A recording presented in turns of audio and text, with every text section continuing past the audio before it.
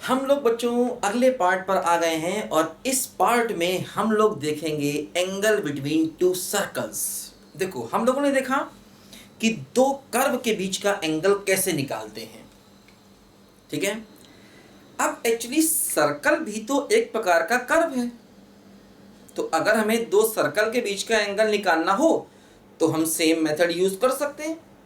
देखो उस मेथड में हमने क्या सीखा था कि मान लो अगर दो कर्व एक दूसरे को काट रहे हैं और आपको उनके बीच का एंगल चाहिए, तो पॉइंट ऑफ इंटरसेक्शन पर दोनों की टेंजेंट बनानी होगी, इसकी और इसकी, और टेंजेंट के बीच का एंगल निकालना होगा। लेकिन टेंजेंट के बीच का एंगल कहां निकालना होगा? पॉइंट ऑफ इंटरसेक्शन पर। मैं समझे? अब मान लीजिए अगर हमें दो सर्कल के बीच का एंगल चाहिए, हमें चाहिए है एंगल बिटवीन टू सर्कल्स। ध्यान दीजिए,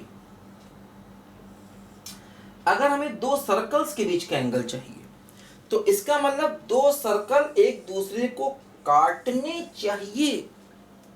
भाई जब दो चीजें काटेंगी तभी तो उनके बीच का एंगल निकालोगे ना। अब दो चीजें काटेंगे नहीं तो कहां से एंगल निकालोगे? मान लो एक ये कोनिक है और एक ये कोनिक है, दोनों मस्त दूर दूर जा रहे हैं, तो बीच का एंगल थोड़ी निकलेगा। ये कोई लाइनें थोड़ी हैं जो हमेशा काटेंगी ही काटेंगी। भाई 2D में क्या होता, दो लाइनें अगर पैरेलल हैं तो नहीं काटेंगी, लेकिन अगर पैरेलल नहीं है तो कहीं ना कहीं जरूर काटेंगी। लेकिन 3D में वो भी नहीं होता। जैसे मान लो ये दो लाइनें हैं, समझो ये दो लाइनें हैं 3D में, देखो नहीं काट रही, आगे चल के पढ़ेंगे 3D में। ऐसी लाइंस को स्क्यू लाइंस कहते हैं, ये आपस में काटती नहीं 3D में भी। तो वैसे कर्व का हाल है, जरूरी थोड़ी कि दो कर्व काटें ही काटें। तो अगर तुम्हें उनके बीच का एंगल चाहिए तो कर्व काटने चाहिए।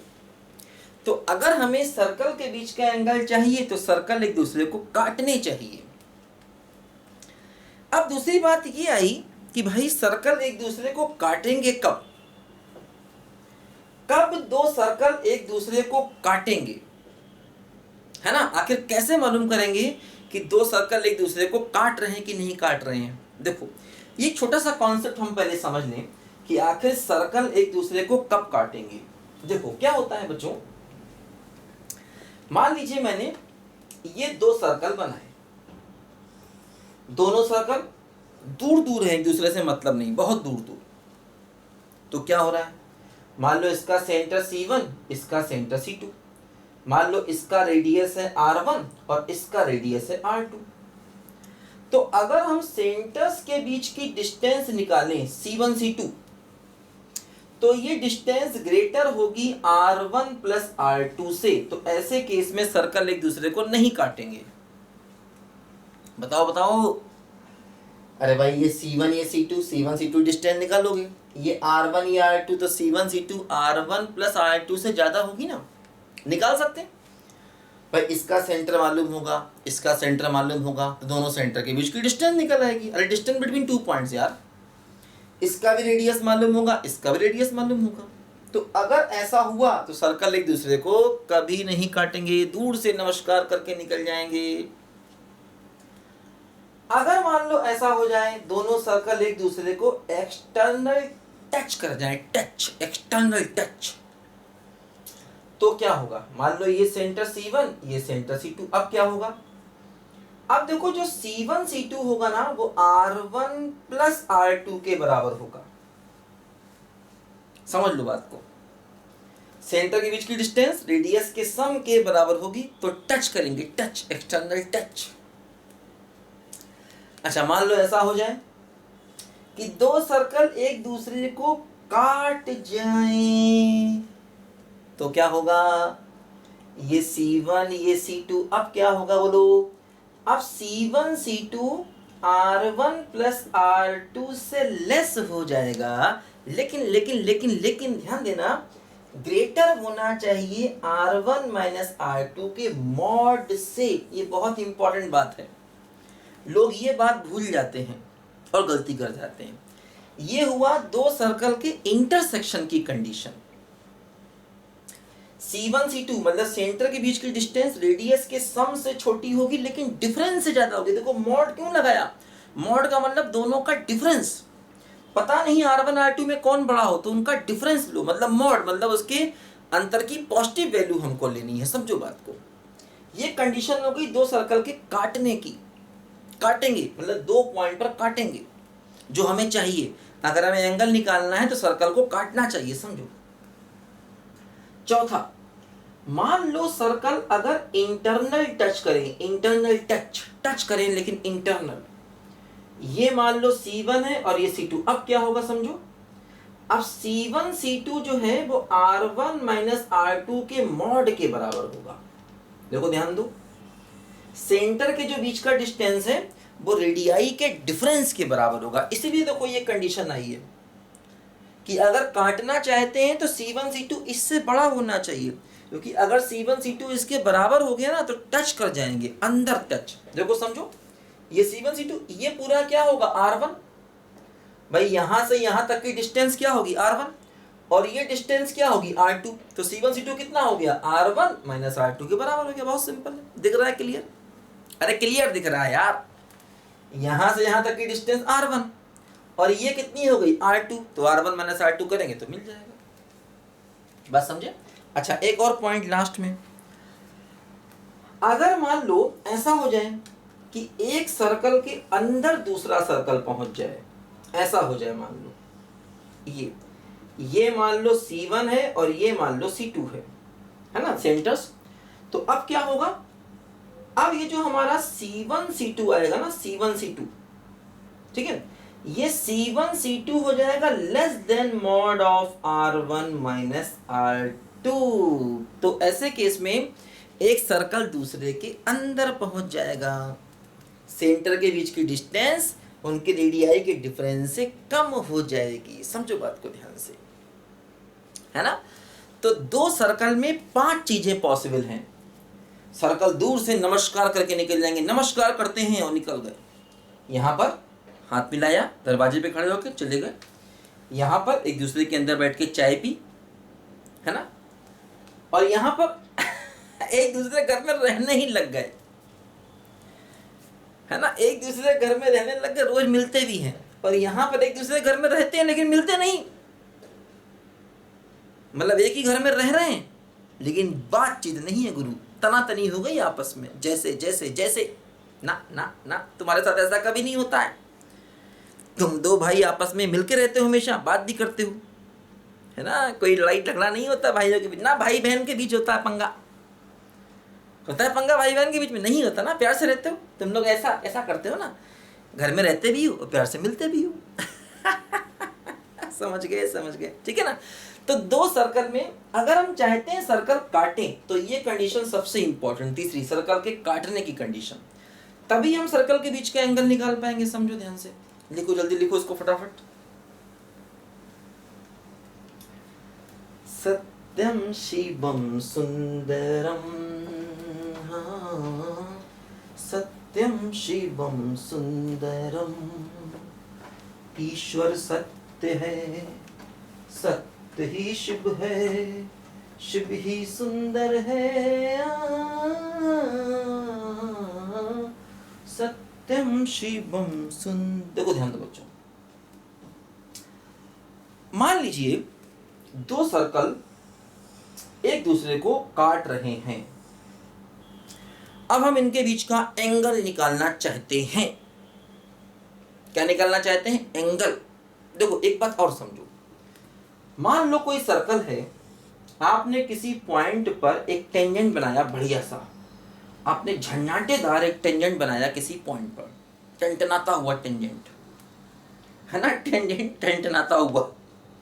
अब मान लो इस पर एक नॉर्मल बनाए, निकम्मा नॉर्मल, टनटनाता हुआ टेंजेंट और नॉर्मल निकम्मा। तो नॉर्मल क्या होगा, ऐसे होगा परपेंडिकुलर। तो नॉर्मल जो है वो सर्कल के सेंटर से पास होगा, ये बात ध्यान रखो हमेशा। सर्कल का जो नॉर्मल होगा ना वो सर्कल के हमेशा ही सेंटर से पास करेगा, समझ लो इस बात को, हमेशा हमेशा, बाकियों में नहीं। बाकी कोनिक सेक्शन में सेंटर ऐसी चीज नहीं होती, हालांकि इलिप्स में होती है, लेकिन वहां ऐसा नहीं होता कि उसका नॉर्मल सेंटर से ही पास करे। लेकिन सर्कल में ध्यान रखो इस बात को, बहुत बार ये बात यूज होगी। सर्कल का कोई भी नॉर्मल ले लो, वो हमेशा सर्कल के सेंटर से जाएगा। लिख लो इस बात को भाई। तो इसीलिए ध्यान दो, सर्कल के नॉर्मल को निकालने के लिए तुम्हें किसी मेथड की जरूरत नहीं होती है। जैसे अभी हम लोगों ने सर्कल का नॉर्मल निकाला था दो अलग अलग मेथड से, ठीक है। देखो क्या करना है, सेंटर मालूम ही होगा और पॉइंट मालूम ही होगा। जैसे तुम्हें अगर इस पॉइंट पर नॉर्मल चाहिए ना, तो सेंटर तो मालूम होगा सर्कल का और पॉइंट भी मालूम होगा। तो अब तुम्हें इस लाइन का इक्वेशन चाहिए जो कि 2 पॉइंट से पास हो रही है बस। तो सर्कल का नॉर्मल का एक और तरीका देखो तुम्हारे सामने आ गया। जैसे भाई सर्कल गिवन है, इसका मतलब तुम्हें सेंटर मालूम हो जाएगा उसका -g - f से ना, और जिस पॉइंट पर नॉर्मल चाहिए वो पॉइंट भी वो देगा ही देगा। तो P भी मालूम होगा, C भी मालूम होगा, 2 पॉइंट्स मालूम है। अगर तुम्हें 2 पॉइंट्स x1 y1 और x2 y2 मालूम है, तो उनसे पास होने वाली लाइन का इक्वेशन क्या नहीं निकाल सकते? निकाल सकते हो क्या? y - y1 बराबर y2 - y1 upon x2 - x1 x - x1 से निकाल लो।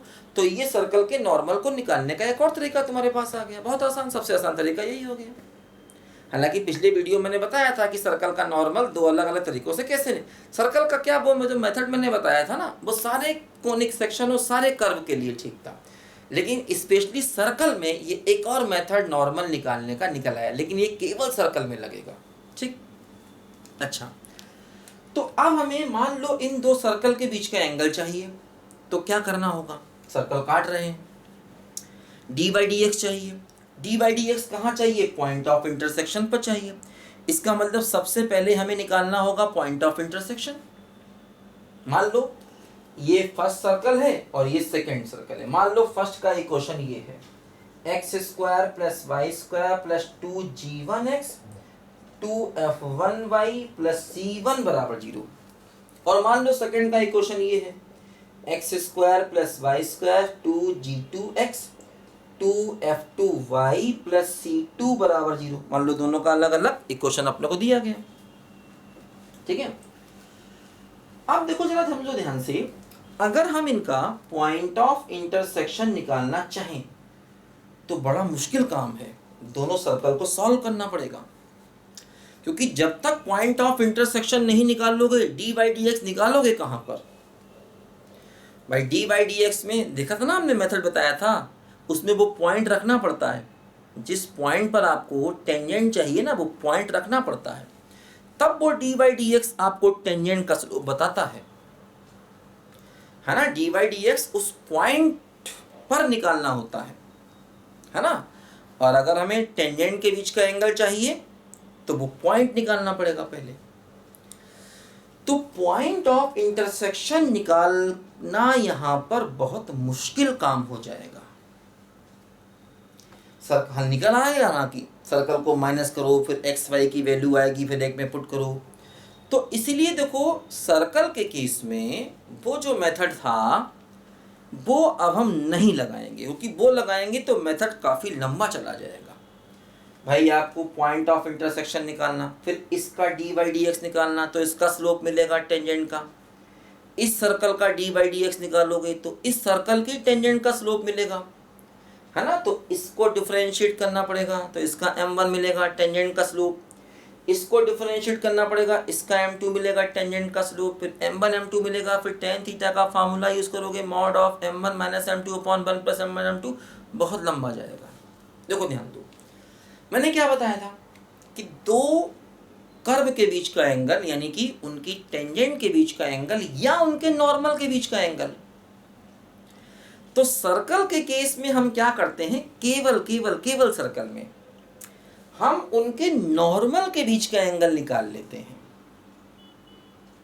क्योंकि ये ज्यादा आसान है। इसीलिए निकालने को तो हम टेंजेंट के बीच का एंगल भी निकाल सकते हैं, लेकिन बताए ना प्रोसेस लंबा है कि पहले पॉइंट ऑफ इंटरसेक्शन निकालो, फिर इसका d/dx, फिर इसका d/dx, तो उससे m1 मिलेगा, m2 मिलेगा, प्रोसेस लंबा है। देखो जैसे ये पॉइंट है ना, अब इस पॉइंट पर ये जो पहला वाला सर्कल है इसका नॉर्मल ड्रॉ करो, इसका नॉर्मल ये होगा। 2 पॉइंट के बीच का एंगल निकालना है, 2 पॉइंट के बीच का एंगल निकालना है, तो 2 × 2 = 4 × 2 = 8 × 2 = 16 × 2 = 24 लाल पेन से बनाया ना, मजा नहीं आ रहा ना, लाल से बनाए। चलो, ये इसका सेंटर है और आपने इस पर एक नॉर्मल बनाया। ये किस पर नॉर्मल है? फर्स्ट पर, सेंटर से पास हो।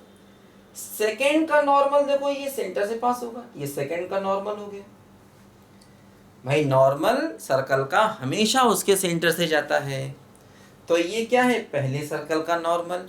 ये क्या है? दूसरे सर्कल का नॉर्मल। हमें क्या चाहिए? इनके बीच का एंगल। काम खत्म।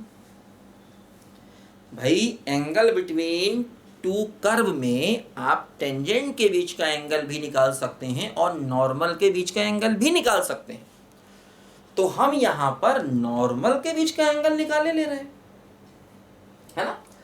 अच्छा, अब देखो ये डिस्टेंस क्या है? इस सर्कल का रेडियस। और ये डिस्टेंस क्या है बोलो? इस सर्कल का रेडियस। अब C1 C2 के बीच का डिस्टेंस मान लिया D है, D। तो देखो अब आप समझो कि जैसे हम लोगों ने पढ़ा था कोसाइन रूल। ये A है, ये B है, ये C है। A के opposite side small a, B के opposite side small b, C के अपोजिट साइड स्मॉल c। तो cos A क्या होता है? cos A होता है b square plus c square minus a square upon 2bc। Cosine rule वही देखो यहाँ लगा दें। कैसे? हमें चाहिए है cos थीटा, तो क्या होगा?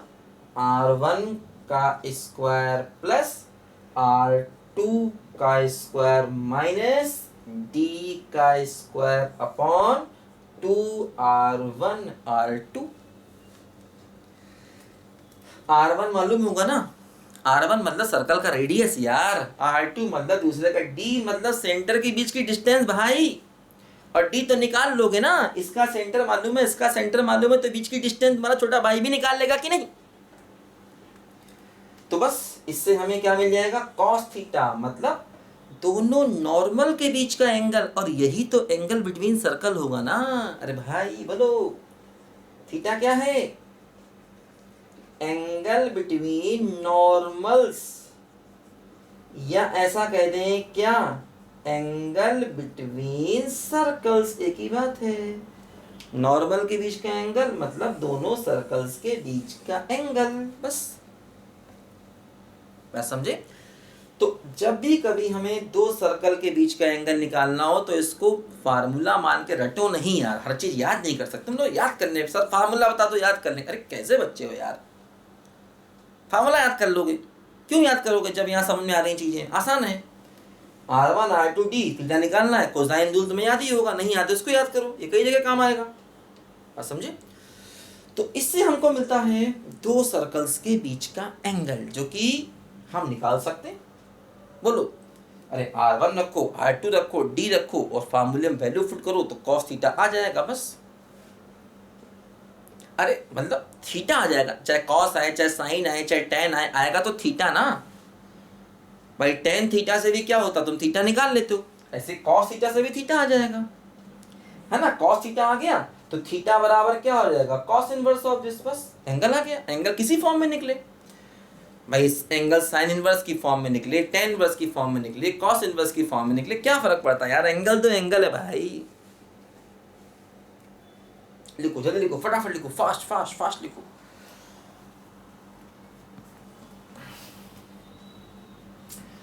राम अवध में, काशी में शिव, कान्हा वृंदावन में। देखो ध्यान दो, एक बात और समझो।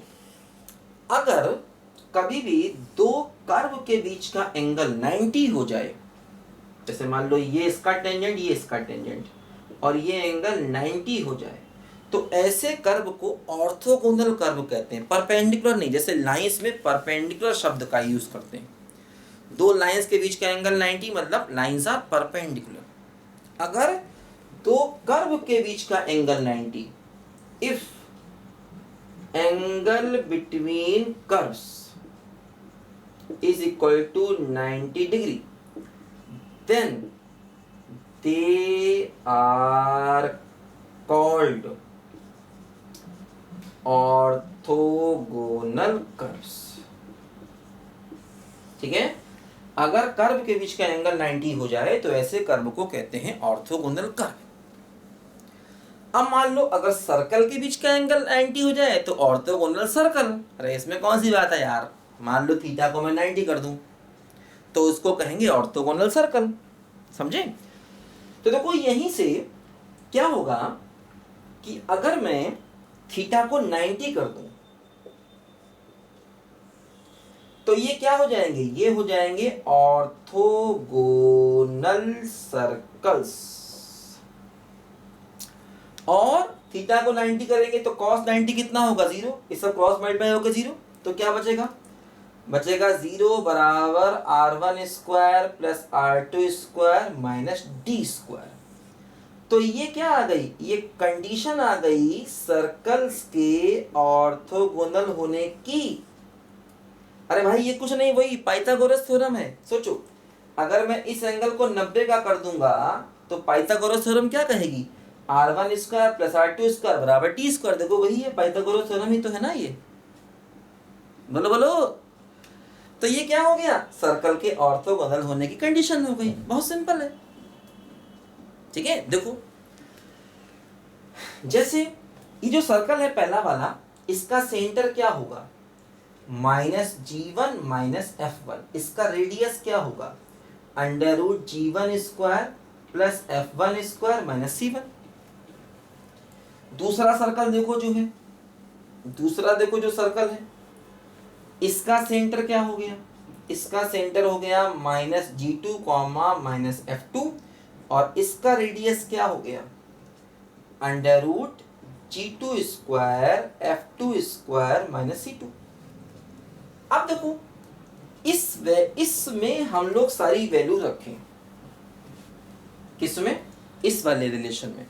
देखो d निकालो, d मतलब सेंटर के बीच का डिस्टेंस क्या होगा, -g1 प्लस g2 का whole square plus -f1 plus f2 का होल स्क्वायर, सेंटर के बीच का डिस्टेंस।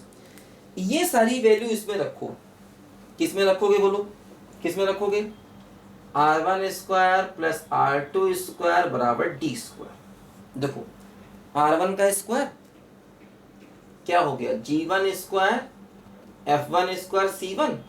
r2 का स्क्वायर क्या हो गया, g2 square f2 square minus c2।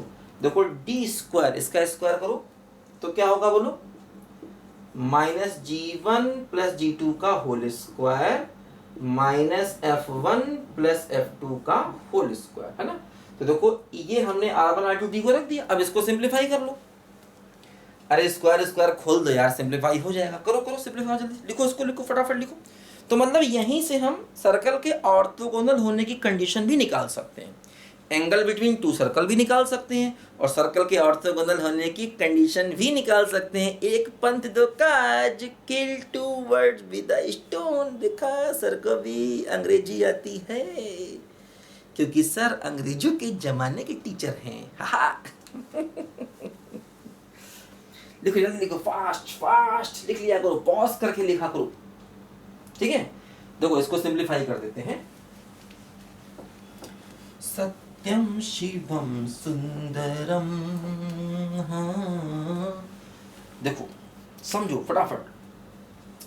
ये हो गया अपना g1 square f1 square minus c1 plus g2 square plus क्या हो गया बोलो, f2 स्क्वायर माइनस c2 बराबर, इसका स्क्वायर खोलोगे तो क्या होगा, g1 square g2 square minus 2g1 g2 f1 square f2 square minus 2f1 f2।